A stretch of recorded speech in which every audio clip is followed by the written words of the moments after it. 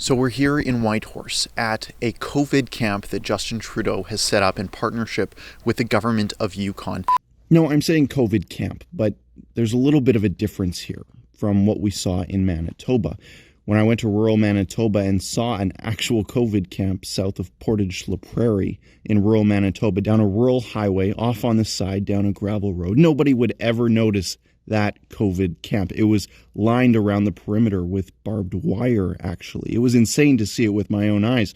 And that was so that people would be able to be quarantined, supposedly, for the government, should the government have any reason to want to put them in a camp. It was a pretty sketchy situation. And this is just in downtown Whitehorse. And the question remains is, why isn't the government telling people, even the neighbors to this hotel, exactly what's going on? I don't think there's a whole lot going on there. Is anything? Police are pretty much shut down. Let's say Monday. There won't be anything happening there. Okay. I mean, you just have to go around the block and Yeah. they'll tell you. We've been told. I don't think they're even open as a hotel. We've been told that Justin Trudeau.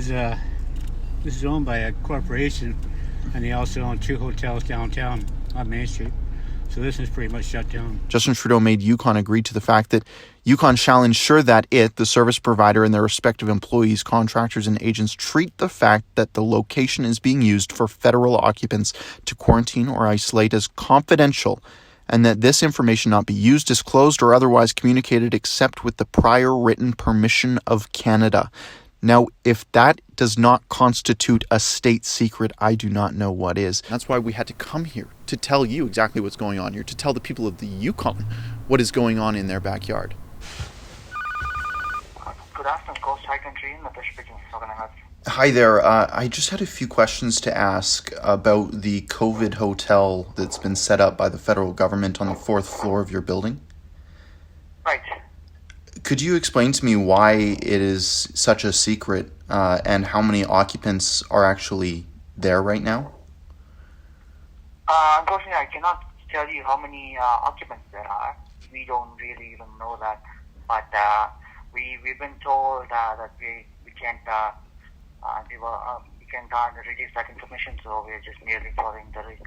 There's no international airport in the Yukon that's accepting international arrivals right now. There's no real reason for the federal government to be involved. Currently, there's only about 65 active cases in the entire territory of the Yukon, plus or minus a few depending on the day. A number that has remained relatively flat is the death count. There's only been actually one death in the entire territory of Yukon. That number has remained flat for quite a few months now. So why Justin Trudeau is spending tens of thousands of dollars every quarter on this COVID hotel, along with security, personal security for what I presume is actually an empty floor, it's not quite clear. Now, so far from what we've uncovered, there's no explanation for why this would be such a secret. But if it's where people are isolating because they have nowhere else to go, fine. Admit it. Own up to it. Explain to the people who live in these buildings what's going on. Maybe just a heads up to them would be nice. Maybe don't go chat with the people smoking outside the front door. But no, Justin Trudeau is more concerned about secrecy, keeping Canadians in the dark, for some reason. Concern over the institution of coronavirus camps across this country arose when Justin Trudeau's Liberal government put out a request for information, an RFI, to industry leaders across the country on how to best set up these camps to house people with the coronavirus and maybe even without. Justin Trudeau's RFI explicitly said that anyone could be set up in these camps, detained in these camps even, if they met certain government requirements. Now, why that is happening in Yukon when only one individual has died remains a mystery.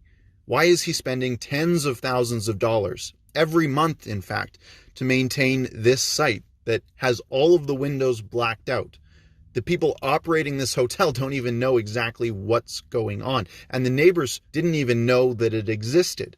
I, for one, am glad that we came out here to see exactly what was going on. We still have questions, and we'll be putting that to the Liberal government and to Justin Trudeau himself. For Rebel News in the Yukon, I'm Keean Bexte.